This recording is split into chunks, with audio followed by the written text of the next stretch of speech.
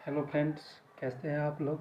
तो आज मैं अंग्रेज़ सरकार ने जब भारत पर शासन आरंभ किया तो उन्होंने कैसे भारत को शिक्षित करने की कोशिश की, कैसे भारत की शिक्षा व्यवस्था को आकार देने की कोशिश की, इसके बारे में बताने जा रहा हूँ। तो उसके तहत मैं प्राच्यवाद की परंपरा के बारे में आप लोगों को बताऊंगा। सन 1783 ईस्वी में विलियम जोन्स को ईस्ट इंडिया कंपनी द्वारा स्थापित किए गए सुप्रीम कोर्ट में जूनियर जज के पद पर तैनात किया गया था। ठीक है, किसको? विलियम जोन्स को। कब? 1783 ईस्वी में। जोन्स एक भाषाविद थे। ठीक है, उन्होंने ऑक्सफोर्ड में ग्रीक और लैटिन का अध्ययन किया था। वे फ्रेंच और अंग्रेजी जानते थे और अपने एक दोस्त से अरबी सीखने के अलावा फारसी भी सीख चुके थे। ठीक है, इतने ज़्यादा भाषाओं के वो ज्ञाता थे।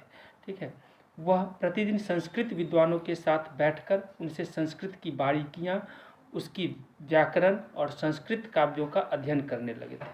उन्होंने कानून, दर्शन, धर्म, राजनीति, नैतिकता, अंकगणित, चिकित्सा विज्ञान और अन्य विज्ञानों की प्राचीन भारतीय पुस्तकों का अध्ययन शुरू कर दिया था। हेनरी टॉमस कोलब्रुक और नैथानियल हॉलहेड भी भारतीय भाषाएं सीखकर संस्कृत व फारसी रचनाओं का अंग्रेजी में अनुवाद कर रहे थे और प्राचीन भारतीय विरासत को समझने के प्रयास में लगे हुए थे। कौन कौन? हेनरी टॉमस कोलब्रुक और नैथानियल हॉलहेड।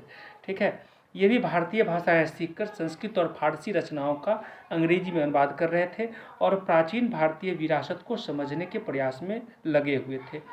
जोन्स द्वारा एशियाटिक सोसाइटी ऑफ बंगाल का गठन किया गया और एशियाटिक रिसर्च नामक शोध पत्रिका का भी प्रकाशन किया गया। किनके द्वारा? विलियम जोन्स के द्वारा। विलियम जोन्स और कोलब्रुक भारत के प्रति एक खास तरह का रवैया रखते थे। ठीक है, वो भारत और पश्चिम दोनों की प्राचीन संस्कृतियों के प्रति गहरा आदर भाव रखते थे। कौन कौन? तो भारत की भी जो भाषाएं थी और पश्चिम की जो भी भाषाएं थी, उन दोनों की प्राचीन संस्कृतियों के प्रति उनका गहरा आदर भाव था। उनका कहना था कि भारतीय सभ्यता प्राचीन काल में अपने वैभव के शिखर पर थी, परंतु बाद में उसका पतन होता चला गया। ऐसा उनका मानना था कि एक ऐसा समय था जब भारतीय सभ्यता प्राचीन काल में अपने वैभव के उच्च शिखर पर थी और धीरे धीरे करके उसका पतन होता चला गया, उसकी वह परंपरा जो थी वो समाप्त होती चली गई। विलियम जोन्स और कोलब्रुक दोनों ही प्राचीन ग्रंथों को ढूंढने, उनकी व्याख्या करने, अनुवाद करने और ज़्यादा से ज़्यादा लोगों तक अपने नतीजे पहुंचाने में जुट गए। दोनों प्राचीन जो भाषाविद थे, उन दोनों ने यही काम किया। प्राचीन भारतीय ग्रंथों के अध्ययन को प्रोत्साहित करने और संस्कृत व फारसी साहित्य व काव्य पढ़ाने के लिए संस्थानों की स्थापना की जाए, ऐसा उनका मानना था कि जो प्राचीन भारतीय ग्रंथ हैं उनके अध्ययन को, उनकी स्टडी को उन्होंने क्या किया? प्रमोट करना शुरू किया और संस्कृत और फारसी साहित्य व काव्य पढ़ाने के लिए इंस्टीट्यूशंस की स्थापना करने की उन्होंने सलाह दी। हिंदुओं और मुसलमानों को वही पढ़ाया जाना चाहिए जिससे वो पहले ही परिचित हैं और जिसे वो आदर और महत्व देते हैं। उन्हें अनजाने विषयों की शिक्षा न दी जाए, ऐसा भी विलियम जोन्स का मानना था। 1781 ईस्वी में अरबी, फारसी, इस्लामिक कानून के अध्ययन को बढ़ावा देने के लिए कलकत्ता में एक मदरसा खोला गया। कहाँ सबसे पहले खोला गया? कलकत्ता में। किसकी पढ़ाई को प्रोत्साहित करने के लिए, प्रमोट करने के लिए? तो वो पढ़ाई थी अरबी, फारसी और इस्लामिक कानून की पढ़ाई को। ठीक है, 1791 ईस्वी में बनारस में हिंदू कॉलेज की स्थापना की गई। बनारस में क्या की गई?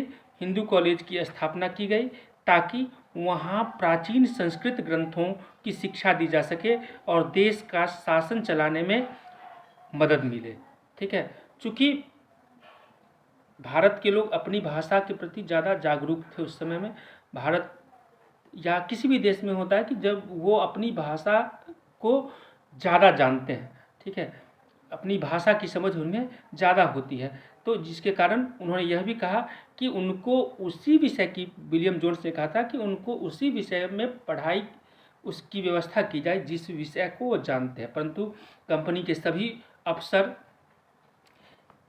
इन विचारों से सहमत नहीं थे। इनमें से बहुत सारे प्राच्यवादियों के कटु आलोचक भी थे। बहुत सारे ऐसे लोग थे जो प्राच्यवादियों के बहुत ज़्यादा की आलोचना किया करते थे। 19वीं सदी की शुरुआत से ही बहुत सारे अंग्रेज अफसर शिक्षा के प्राच्यवादी दृष्टिकोण की आलोचना करने लगे। प्राच्यवादियों पर हमला करने वालों में जेम्स मिल प्रमुख थे। प्राच्यवादियों पर जो कटु आलोचना किया करते थे उसमें जेम्स मिल थे। 1830 के दशक तक प्राच्यवादियों का विरोध और तीखा हो गया था। थॉमस बेबिंगटन, मैकॉले इन आलोचकों में सबसे मुखर और प्रभावशाली विचारक थे। कौन? थॉमस बेबिंगटन मैकॉले, ठीक है। ये प्राच्यवादियों के आलोचकों में सबसे मुखर और प्रभावशाली विचारक माने जाते थे। वो भारत को असभ्य देश मानते थे जिसे सभ्यता का पाठ पढ़ाना जरूरी था, ऐसा उनका विचार था। मैकाले के मुताबिक पूर्वी ज्ञान की कोई भी शाखा इंग्लैंड की प्रगति के समकक्ष नहीं थी। जो पूरब की ओर इंग्लैंड की जो ज्ञान था, पूर्वी ज्ञान, ठीक है, तो उसके समान उन्होंने किसी भाषा को नहीं माना, ठीक है। मैकाले का कहना था कि एक अच्छे यूरोपीय पुस्तकालय का केवल एक खाना ही भारत और अरब के समूचे देसी साहित्य के बराबर है। उनका क्या कहना था कि एक अच्छे यूरोपीय पुस्तकालय में जितनी भी किताबें हैं तो उन किताबों का एक खाना ही भारत और अरब के पूरे साहित्य के बराबर है। अब शिक्षा का विकास कैसे कैसे हुआ तो उसके बारे में पढ़ा करके आज मैं समाप्त करूंगा। 1813 ईस्वी के चार्टर में भारतीय शिक्षा के प्रसार के लिए 1 लाख रुपये सालाना अनुदान का प्रावधान लाया गया, ठीक है। कितना? 1 लाख रुपये। किंतु व्यावहारिक रूप से यह रकम भी खर्च नहीं की गई। लेकिन 19वीं शताब्दी के प्रारंभिक दशकों में शिक्षा के विकास में ईसाई मिशनरियों का महत्वपूर्ण योगदान रहा। ईसाई जो मिशनरी सब थी उन्होंने शिक्षा के विकास में महत्वपूर्ण योगदान दिया। इसमें पहला योगदान डेनमार्क की प्रोटेस्टेंट मिशनरी का था। इस मिशनरी से जुड़े हुए 2 व्यक्ति थे, जिगेन क्ली तथा पल्यूसा, ठीक है। इन दोनों ने महत्वपूर्ण योगदान दिए। इस काल में देसी भाषाओं के प्रति भी सजगता बढ़ी। देसी जो भाषाएं थी, अपनी जो भाषाएं थी, उनके प्रति भी लोगों में सजगता बढ़ी। मद्रास में मुनरो, बॉम्बे में एल्फिस्टन और बंगाल में ईसाई मिशनरी से जुड़े हुए विलियम एडम ने भारतीय भाषाओं की वकालत की। उन्होंने कहा कि भारतीयों को भारतीय भाषा में ही शिक्षा इंस्ट्रक्शन देने का, ठीक है, देने की कोशिश की जाए, ऐसा उनका मानना था। इस काल में अंग्रेजी भाषाओं को भी प्रोत्साहन मिला, साथ ही स्त्री शिक्षा को भी प्रोत्साहन दिया गया। 1835 ईस्वी में विलियम बेंटिक के समय मैकाले शिक्षा पद्धति लागू की गई। इसके लागू करने से पहले काफ़ी विवाद हुआ। इस विवाद को हम प्राच्य एवं पाश्चात्य विवाद के नाम से जानते हैं। प्राच्य विवाद और पाश्चात्य विवाद।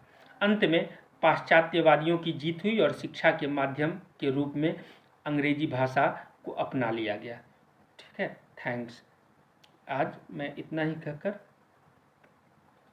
समाप्त करता हूँ। कल मैं आप लोगों को विवाद के 2 मुख्य बिंदु क्या थे उसके बारे में बताऊंगा।